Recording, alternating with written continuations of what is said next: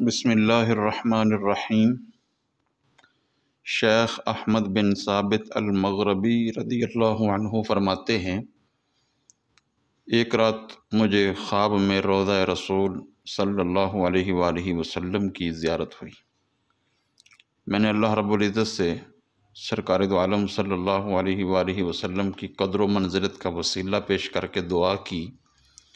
کہ مجھے جیسے روضہ رسول صلی اللہ علیہ وسلم کی زیارت ہوئی ہے،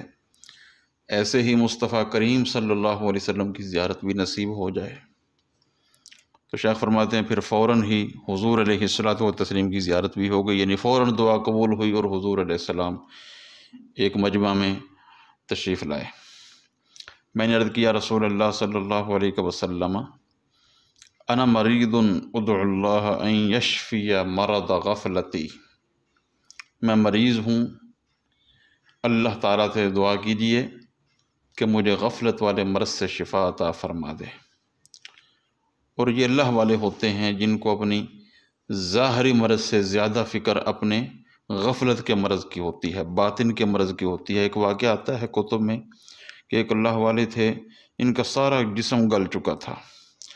تو ان کے ایک مرید جو ہے وہ ان کی عیادت کے لیے تشریف لے گئے،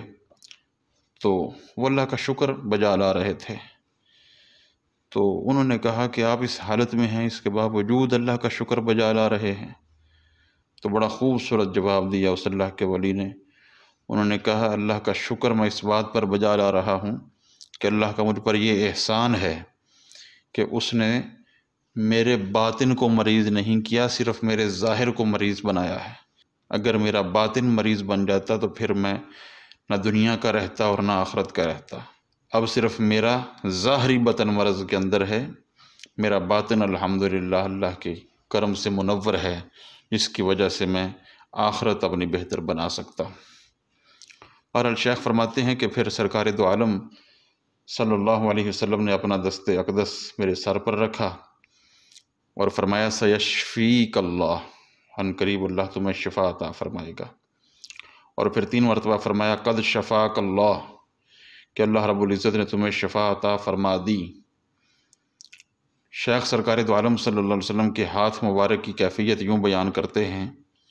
جو سرکار نے ہاتھ رکھا تھا شیخ کے سر پر، کہتے ہیں فواللہ قد احسست بشیء قد نزل من رأسی علی قلبی بارد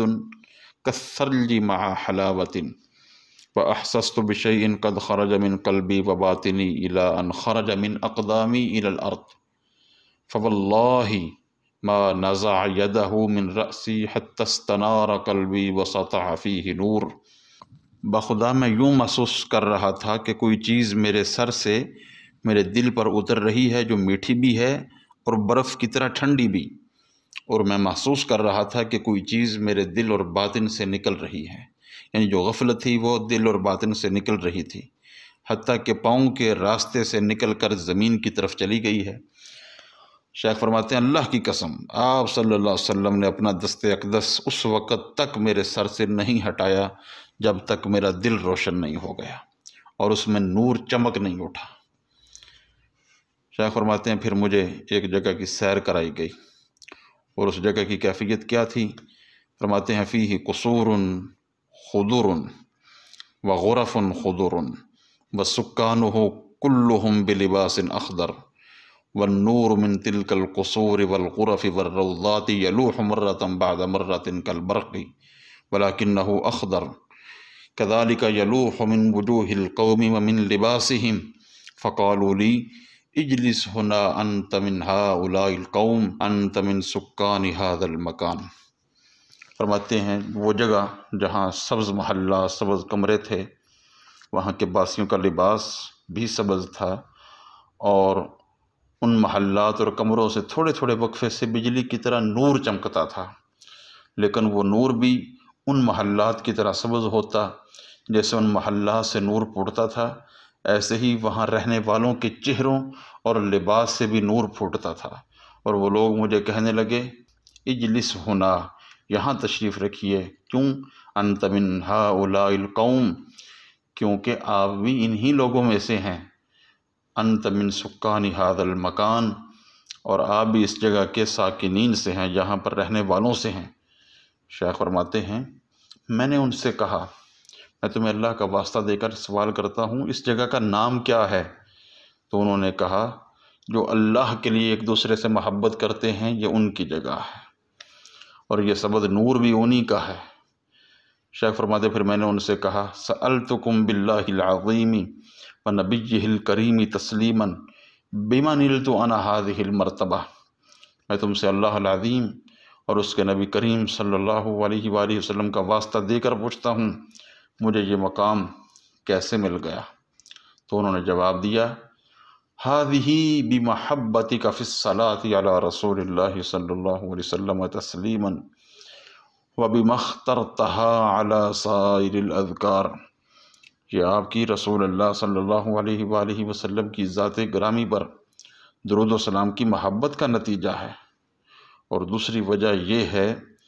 کہ جو آپ درود و سلام کو تمام اذکار پر ترجیح دیتے ہیں، یعنی جو شدید محبت جو درود و سلام کے ساتھ آپ کو ہے، یہ مقام آپ کو اسی محبت کے نتیجے میں ملا ہے۔